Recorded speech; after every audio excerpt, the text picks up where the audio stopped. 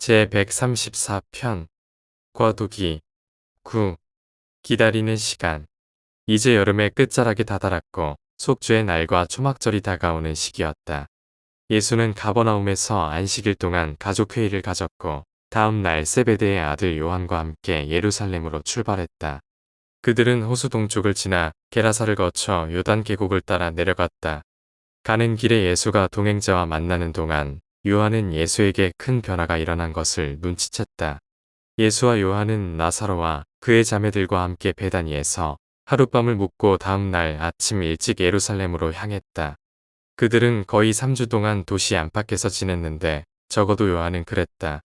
여러 날 동안 요한은 혼자 예루살렘으로 들어갔고 예수는 근처 언덕 위를 걸으며 하늘에 계신 아버지와 영적인 친교를 여러 번 가졌다. 두 사람은 속죄의 날에 엄숙한 예배에 참석했다.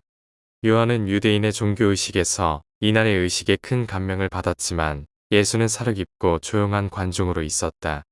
사람의 아들에게 이 연출은 불쌍하고 보기에 딱했다. 모두가 하늘에 계신 아버지의 본성과 속성을 잘못 나타낸다고 보았다. 이날의 행위들을 신성한 공정과 무한한 자비의 진리에 대한 왜곡으로 여겼다. 예수는 우주에서 아버지의 사랑하는 성품과 자비로운 행동에 대한 참된 진리를 세상에 선언하고 싶은 열망이 있었지만 충실한 훈계자는 아직 때가 되지 않았다고 충고했다. 그러나 그날 밤 베다니에서 예수는 요한을 크게 혼란스럽게 하는 많은 말씀을 했다. 요한은 그날 저녁에 예수가 하신 말씀의 참된 의미를 완전히 이해하지 못했다. 예수는 요한과 함께 초막절 주간 내내 머물 계획이었다. 이 축제는 온 팔레스타인의 연례 명절이자 유대인의 휴가 기간이었다. 비록 예수는 그 축제의 즐거움에 참여하지 않았지만 젊은이와 노인들의 가볍고 즐거운 모습을 바라보면서 기뻐하고 만족해하는 것이 분명하였다. 축제의 그 주가 한창 진행하는 가운데 행사가 끝나기 전에 예수는 파라다이스 아버지와 더 잘 교통할 수 있는 산으로 가서 쉬고 싶다고 말하고 요한을 떠났다. 요한도 함께 가고 싶었지만 예수는 축제가 끝날 때까지 남아있으라고 고집하며 말했다. 내가 사람의 아들의 짐을 질 필요는 없다. 도시가 평화롭게 자는 동안 파수꾼만 밤새 지키면 된다. 예수는 예루살렘으로 돌아가지 않았다. 베다니 근처 산에서 거의 한 주간 혼자 보낸 후에 가버나움으로 떠났다. 집으로 가는 길에 길보아의 비탈에서 하루 낮과 밤을 혼자 보냈다. 그곳은 사울 왕이 생을 마감한 근처였다. 가버나움에 도착했을 때 예수는 예루살렘에서 요한과 헤어진 때보다 훨씬 더 명랑한 모습이었다. 다음 날 아침 예수는 세베대의 작업장에 남아있던 개인 물품이 담긴 상자로 가서 앞치마를 두르고 작업을 시작하며 말했다. 내 시간이 오기를 기다리는 동안 바쁘게 일해야겠다. 그리고 다음 해 1월까지 몇 달 동안 동생 야고보와 함께 배 작업장에 일했다.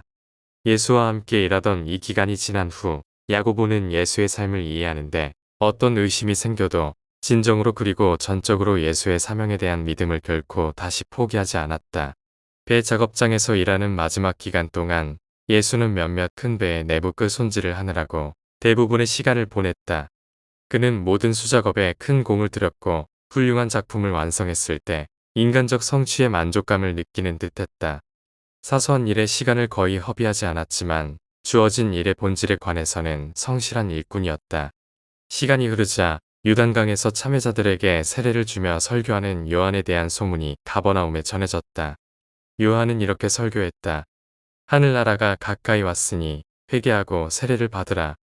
요한이 예루살렘에서 가장 가까운 강기슭의 요단강 골짜기를 천천히 올라가는 동안 예수는 이 보고를 듣고 있었다. 그러나 다음 해 서기 26년 1월에 펠라에 가까운 지점까지 요한이 강을 거슬러 올라올 때까지 예수는 배 만드는 일을 계속하였고 이때 연장을 내려놓고 외쳤다. 나의 때가 왔다. 고 선언한 후 당장의 세례를 받으려고 요한 앞에 나타났다. 그러나 예수에게 큰 변화가 일어나고 있었다. 그가 이 땅을 다니며 방문하고 보살폈던 그와 친밀하게 지냈던 사람들 중 대부분은 이후 그가 공적인 선생으로 모습을 드러냈을 때 예전에 그들이 사적인 개인으로서 알고 사랑했던 동일한 사람으로 그를 인식하지 못했다. 초기 수혜자들이 공적이고 권위 있는 선생의 후기 역할에서 그를 인정하지 못한 데는 이유가 있었다. 수년간 예수의 마인드와 정신의 변화가 진행되어 왔고 그 변화는 헤르몬 산에서의 다사다난한 체류 기간 동안 완성되었다.